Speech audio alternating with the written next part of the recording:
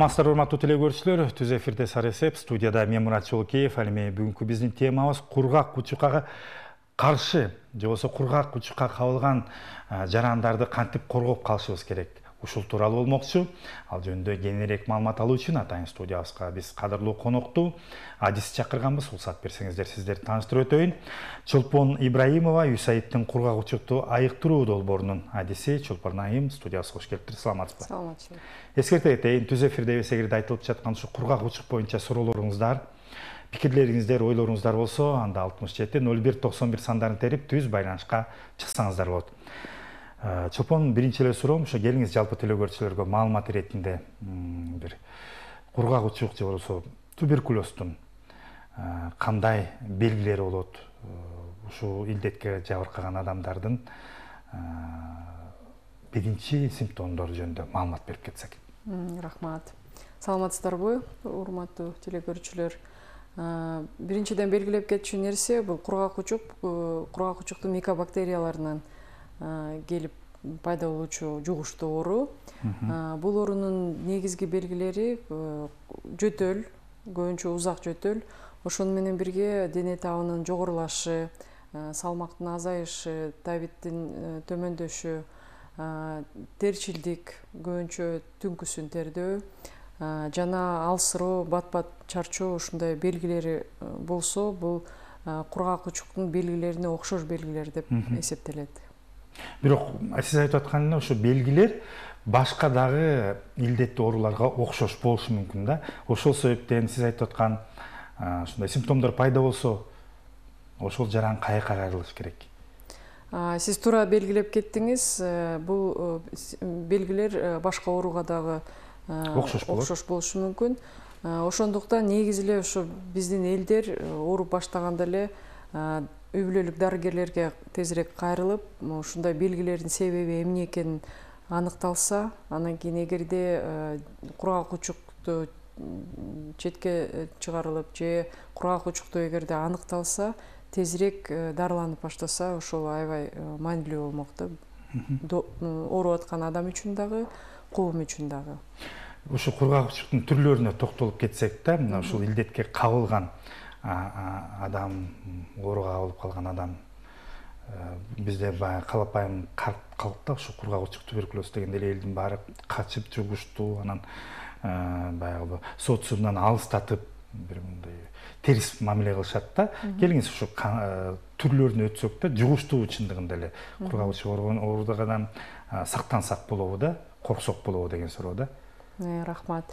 Негизи кургак учук жугуштуу ооруга киргендиктен элдин көбүндө коркунуч сезими пайда болот да.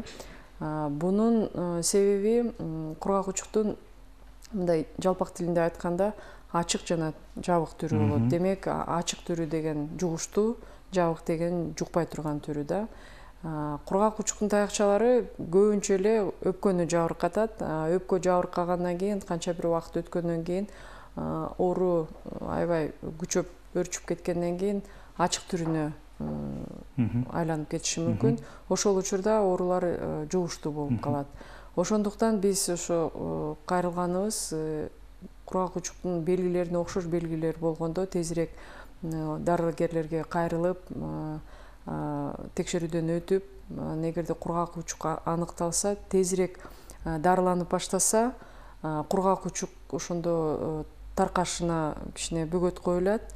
Оорулган адам дагы тезирээк айыгып, күнүмдүк жашоосуна кайтып келгенге эртерээк мүмкүнчүлүк болот да. Негизи кургак учук менен дагы ооругандардын өпкөнү жабыркатышы мүмкүн, жана өпкөдөн тышкары органдар деп коет. Бардык эле орган жабыркашы мүмкүн кургак учуктан. Бирок өпкө жабыркаганда гана жугуштуу жанагындай формасы болушу мүмкүн, жугуштуу түрү. Андан тышкары кургак учуктун сезгич, анан кийин туруктуу түрлөрү болот. Ал эмнени белгизет? Сезгич түрүндө кургак учукка каршы дары дармектерге сезгичтиги бар демек. Ошо дарылар менен дарыласа болот. Туруктуу деген түрү бул ошо кургак учукка каршы мындай негизги дары дармектерге туруктуулугу болушу мүмкүн да. Андай учурда бир дарыга же 2-3 дарыга, көп дарыга болушу мүмкүн. Ошо кургак учуктун туруктуулугунда өзүнүн ар кандай түрлөрү болот. Эми ал детальдарына бербей эле койсок, ошондуктан негизи кургак учуктун таркалышына бөгөт кое турган жолу бул кургак учук менен ооруган адамдарды эртерээк аныктап, анан аларды ошо дарылоо. Дарылоо деп калдык да, дарылоо атайын ушу кургак учукка каршы бейтапкана ооруканаларда болобу жана бекерби деген суроо да. Рахмат. Негизи кургак учукту азыркы заманбап ыкмалары бар. Бир ыкмасы бул адегенде ооруканада, стационарда деп коебуз, дарыланып баштайт. Анан кийин амбулатордук шартка которулат. Экинчи ыкмасы шыр эле биринчи күндөн баштап амбулатордук шартта дарыланып башташы мүмкүн. Ал ошо ооруган адамдын түрүнө жараша, акыбалына жараша ар кандай көрсөтмөлөрү бар. Мисалы, эгерде ооруган адамдын үй бүлөсүндө мисалы кары картаң, 5 жашка чейинки балдар болсо, мисалы социалдык көрсөтмөлөрү болот. Ошого жараша анан дарыгер чечет. Стационарда дегенде баштайбы же шыр эле амбулатордук шартта дарыланып баштайбы. Анан дагы эң маанилүү белгилеп кетчү нерсе бул кургак учукка каршы дары дармектердин баардыгы мамлекет тарабынан бекер болот да. Жакшы.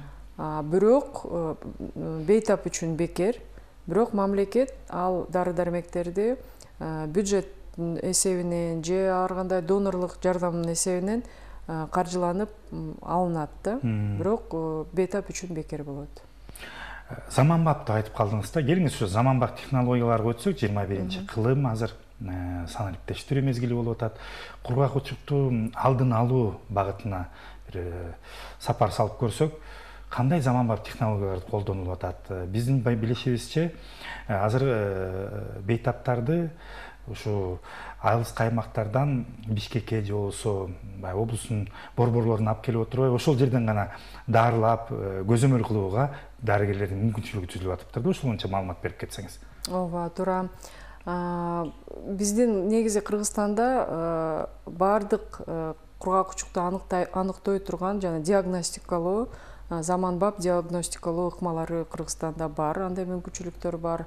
Кээ бир ыкмалар мисалы Бишкек борборунда же Ош шаарында бар, түштүк региондор үчүн.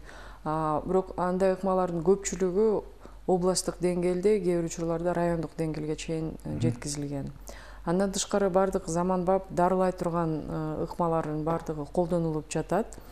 Мисалы ошонун ичинде сиз айтып кеткендей онлайн консилиум деп коебуз. Мисалы алыскы аймактан райондук же областтык борборго же кээ бир учурларда Бишкекке келиш керек муктаж учурлар болчу. Азыркы учурда болсо онлайн консилиум деп коет, жана онлайн заманбап ыкмалар аркылуу, WhatsApp болобу, башка связь аркылуу биякта борбор менен, биякта отурган консилиум менен түз байланышып, ошо онлайн аркылуу баардык анализдерин, баардык текшерилген жыйынтыктарын көрсөтүлүп, талкуулоп, анан жандай дарылоо режимине балким корректировка деп коет, ушундай киргизилип, мурункудай көп километрди жүрүп, алыс жерден борборго келүү эмеси жок, муктаждыгы жок. Бул негизи эле баягы илдетке кабылгандардын оорусун дагы эртерээк аныктап, сиз айтып аткан ошо түрлөрүнө жабыкпы, ачыкпы, эртерээк дарылоону баштаса, ал адамдын айыгысына жана тегерек четине чоң жардам тийгизет деген шарт экен да чындыгында. Ооба, туура. Андан тышкары жана медициналык маалымат системалары, түрлүү ушундай маалымат системалар азыр иштелип, киргизилип жатат. Ошонун жыйынтыгында мисалы ар кандай лабораториялык изилдөөнүн результаттары ошондой системага киргизилип турат. Анан кийин дарыгерлер өзүнүн ошо компьютер системасы аркылуу эле кирип кайсы бейтаптын кандай анализдери келди, эмне болуп чыкты, ошого жараша жана дарылоосундагы ыкмаларын колдонгонго мүмкүнчүлүк, анан кийин аябай убакытты экономдойт да.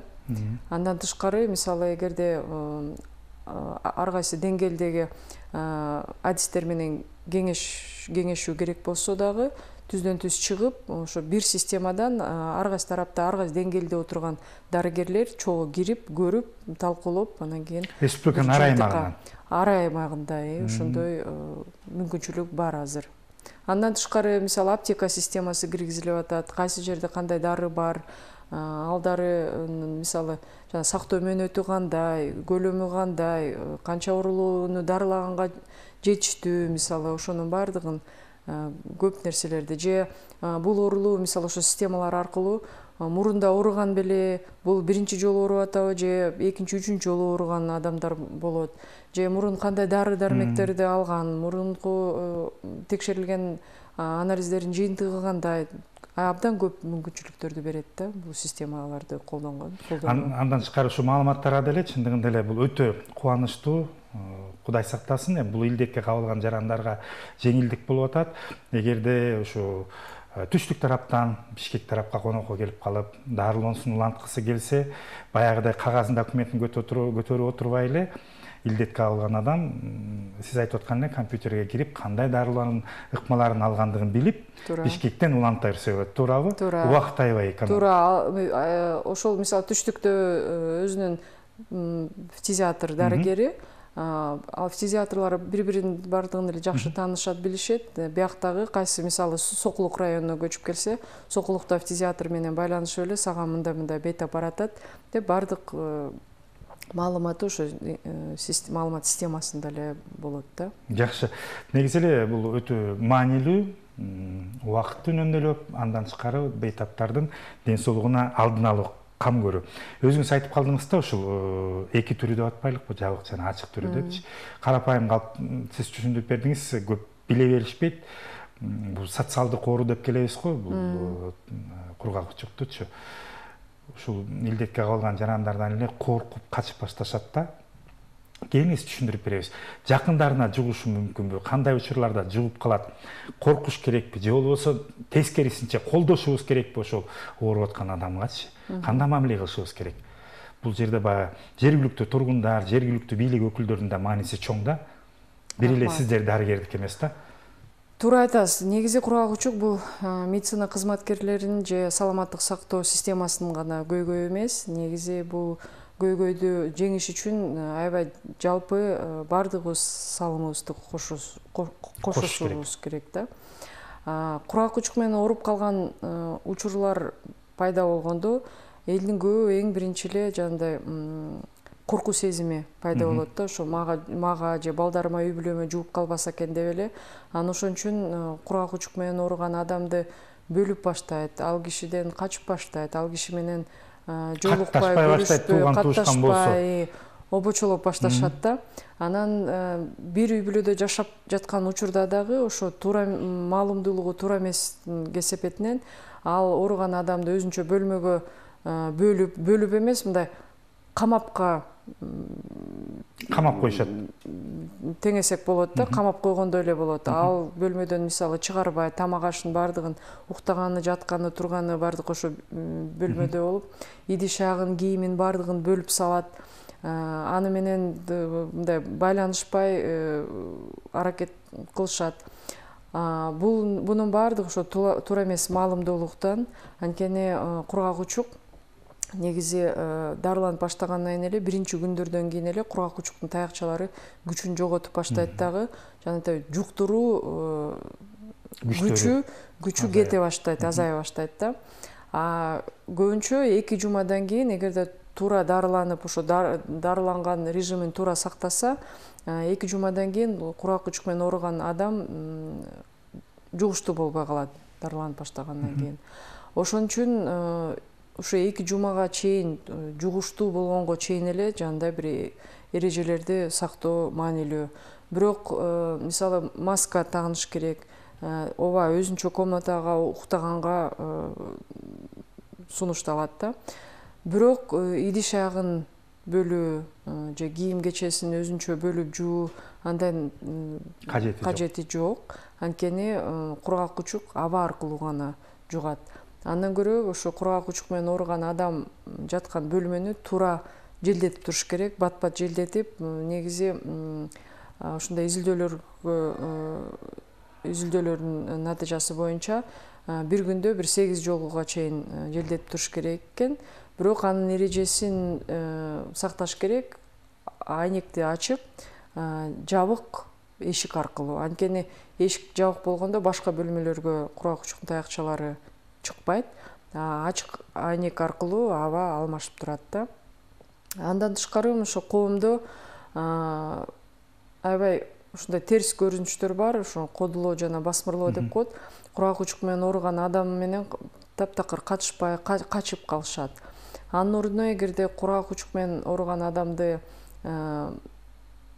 кубаттап, жардам колунан келсе жардам көрсөтүп, психологиялык болобу, материалдык жактан, социалдык жактан жардам болобу, ошентип турса, кургак учук менен ооруган адам кой дарыланайын, мен ушу коомго керек экем, үй бүлө колдоп турса, үй бүлөмө керек экем деп кубаттанып, ушу дарылоосун туура ыкмаларын баарын сактап, аягына чейин жеткизип айыгат. Анан эң негизгиси ошо кургак учук айыга турган оору да, айыгат. Мен да баса бергим келет. Демек, кургак учуктан коркпош керек, урматтуу теле көрүүчүлөр. Эгерде жакындарыңыздар бул илдетке кабылып калган болсо, биздин Адис айтып өткөндөй эле тескерисинче колдоого алып, ар тараптан эртерээк айыгууга жардам бериш керек да. Сиз сөзүңүздө айтып калдыңыз да, ошо дарылаганды туура сактоо депчи. Келиңиз, ушундай учурлар кездештиби сиздин практикаңызда? Дарылоону баштап, биз кыргызбыз да чындыгында. Жакшы болуп калганда эле дарыларын ыргытып, дарыланын ортосунан таштап коюп, ушу аягына чыкпаган учурлар кездештиби? Эгер ошондой учурлар болсо, андай адамдар илдетке кабылган аягы эмне болот?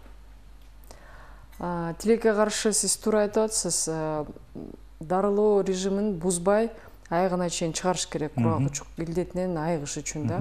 Тилекке каршы кээ бир адамдар аны сактай албайт. Эмне үчүн? Анткени кургак учуктун дарылоо режими аябай көп айлык узак болот. Биз баардыгыбыз эле билебиз, мисалы анча-мынча ооруп калганда жандай бир жумалык курс, мисалы антибиотик курсун бизге бергенде биз 3 күн ичебиз, 5 күн ичебиз, жакшы болгондон кийин эле аны таштап салабыз. Болду, жакшы болуп калды, эмне кылам мен да буну баарын ичип деп. Кургак учук менен ооруган адамдар, алар көп дары ичишет, узак мөөнөт ичиш керек. Анан көбү чыдабайт. Кээ бир дарылардын мисалы терс таасирлери болушу мүмкүн. Негизи эле тамактануусу мындай кубаттуу болуш керек.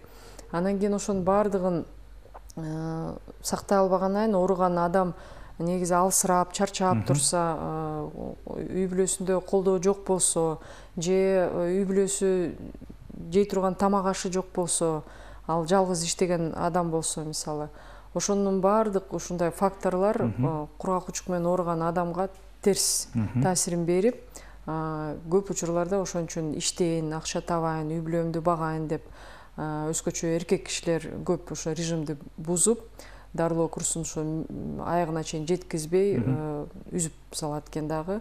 Ошондой учурлар көп катталат. Анан ошондой болбос үчүн азыркы дагы бир жаңы ыкмалар киргизилип колдонулуп жатат биздин өлкөдө. Бул мисалы видео контроль, видео көзөмөлдөө алдында дарылануу деп коет. Негизи амбулатордук шартта дарыланып жаткан адам күнүнкү дарысын күнүгө ФАПка же жана үй бүлөлүк дарыгерлер тобуна барып алып, ичип, медицина кызматкеринин көзөмөлүнүн алдында ошентип туруш керек да. Ал албетте кыйын. Иштеген адам же окуган адам үчүн кыйын болот. Ошон үчүн жанагынтип видео байкоо менен иче турган мүмкүнчүлүк бар. Бир жумага же 2 жумага дарыларын алат, видео көзөмөлү менен ичет, анан өз ишин же окуусун, күнүмдүк жашоосун уланта берет. Андан тышкары да коомдук жардамчынын коомдук жардамчы аркылуу, мисалы өзү ишенген, ошо ооруган бейтаптын айыгып кетишине кызыктар адам бар болсо, ошол адам атайын медицина мекеме менен келишме түзүп, кол коюп, анан дарыларын өзү алат дагы, өзүнүн көзөмөлүнүн астында күнүгө берип турат. Эң башкысы баса белгилеп кетсе, эгерде убагында дарылоону албай, дарыларын ичпей токтотуп койсо, демек илдеттен айыкпайт деген сөз да туурабы? Ооба, биринчиден илдеттен айыкпайт. Бул илдет кайрадан өрчүшүп кетиши мүмкүн. Экинчиден, көп учурда мындай адамдарда жана дарыга туруктуулук пайда болушу мүмкүн да.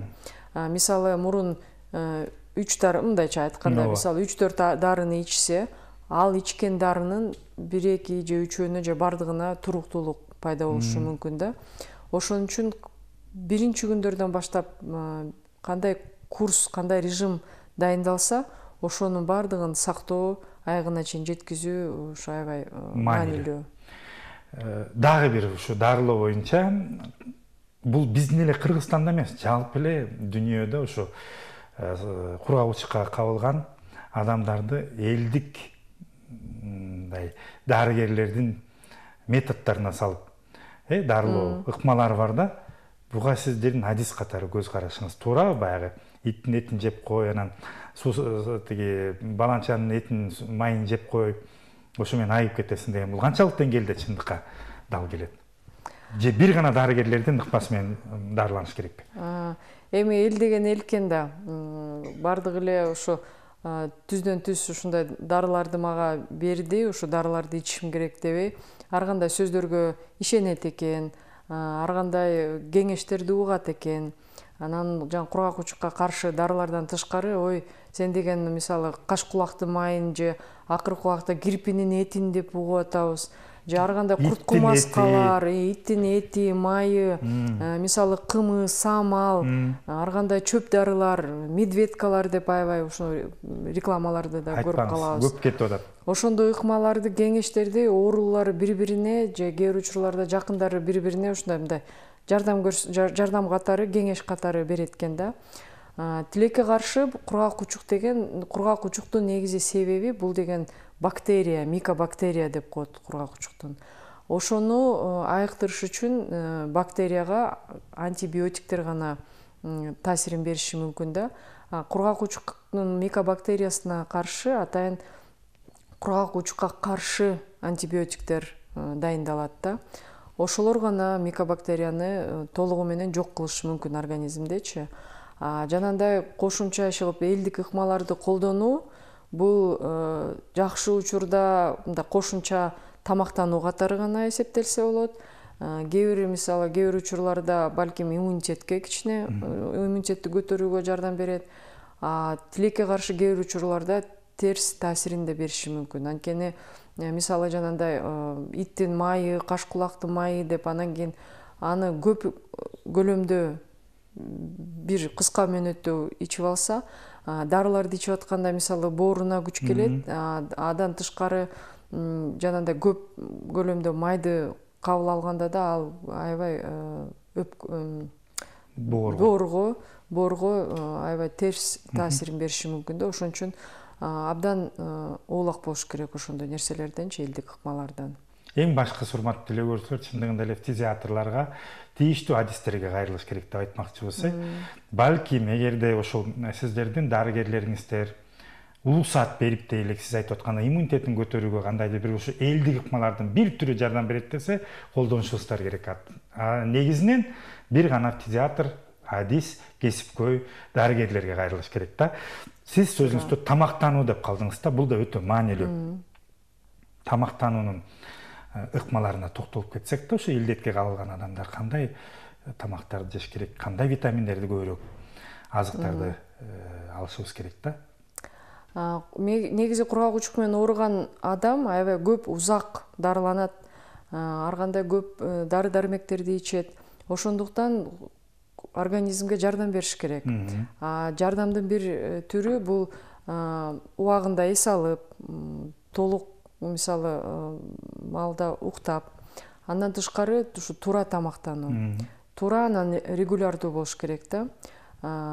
Туура кубаттуу тамактануу. Бирок кубаттуу дегенде эле кыргыз элинин, ушу биздин элдин арасында ойлошот. Этчи жок. Күчтүү, майлуу деп ушундай кабыл алат да. Жок, ал туура эмес. Мисалы, белок заты бай болуш керек тамак аштын ичинде. Кандай белок? Бул мисалы эт, кызыл эт, балыктын, тооктун эти, жумуртка, быштак, жандай бурчактын түрлөрү, жаңгактын түрлөрү. Анан ошону менен бирге эле аябай маанилүү бул жер жемиштерди дайыма камтып туруш керек да. Анткени организм ооруп атканда жандай организмдеги тканьдар жабыркайт. Ошо тканьдарды кайра калыбына келтириш үчүн белок керек да. Белок бул деген мындай жана кирпич сыяктуу болот да. Куруучу материал сыяктуу болот. Ошон үчүн ошо белок азыгына бай тамактануу болуш керек. Келиңиз, убактыбыз акырындап соңуна келип калды. Сизге эркин микрофон берейин. Айтылбай калгандагы сөздөрүбүз болсо, ушул кургак учук боюнча кенен маалыматты дагы бир жолу телекөрүүчүлөргө кайрылып айтып кетсеңиз болот. Рахмат. Урматтуу телекөрүүчүлөр, мен кайрылып кетерим. Кургак учук менен ооруган адамдар эгерде айлана чөйрөңүздөрдө болсо, бул адамдарга сөзсүз алардан качпай, колдоо көрсөтүп, аларды кубаттап, учурунда дарыңды ичтиңби, тамактанууң кандай, колуңардан келсе жардам көрсөтүп, колдоо көрсөтүп, материалдык жардам болобу, психологиялык жактан жөн эле көтөрмөлөп, жакшы жылуу сөз айтып койсоңуздар эле, ошол ооруп аткан адамга абдан көп, чоң күч кубат берет да. Анан ал ооруп аткан адамдар, мен деген бул адамдарга керек экем, коомго керек экем, үй бүлөмө керек экем деп эртерээк дарыланып кеткенге күч, мүмкүнчүлүк берет да. Андан тышкары, эгерде жана белгилеп айткандай кургак учуктун белгилерине окшош белгилер болсо, бул узак жөтөл, дене табынын көтөрүлүшү, алсыроо, чарчоо, табиттин начарлашы, салмактын төмөндөшү, терчилдик, өзгөчө түнкүсүн тердөө, ушундай белгилер болсо, сөзсүз үй бүлөлүк дарыгерлерге же медайымдарга кайрылып текшерүүдөн өтүңүздөр. Негизи эле кайрылып кетерим, кандайдыр бир белгилер болсо, оорусаңыз, сөзсүз текшерүүдөн өтүп, дарыланып, ар бир ооруну өөрчүтпөй, эртерээк алдын алсаңар, ден соолугуңуздар бекем болот. Рахмат. Мен да өз сөзүмдү кошуп кетмекчимин. Урматтуу телекөрүүчүлөр, эч качан коркпоңуздар. Бул кургак учук же болбосо туберкулез оорусунан, илдетинен сөзсүз түрдө айыкса болот. Андан тышкары бул оору жугуштуу эмес. 21 кылымда жашап атабыз. Эч качан жакындарыңыздын арасында илдетке кабылган жарандар болсо, коркпой, тескерисинче биздин Адис айтып өткөндөй, ар тараптан жардам берүүгө, көмөк берүүгө аракет кылышыңыздар керек. Урматтуу Чолпон айым студиябызга келип, кенен ушу кургак учук боюнча маалымат бергениңизге ыраазычылык билдиремин. Ишиңизге ийгилик. Сиздерге рахмат. Рахмат. Урматтуу телекөрүүчүлөр, ушуну менен биздин программа соңуна келип жетти. Амандыкта, сак саламатта болуңуздар.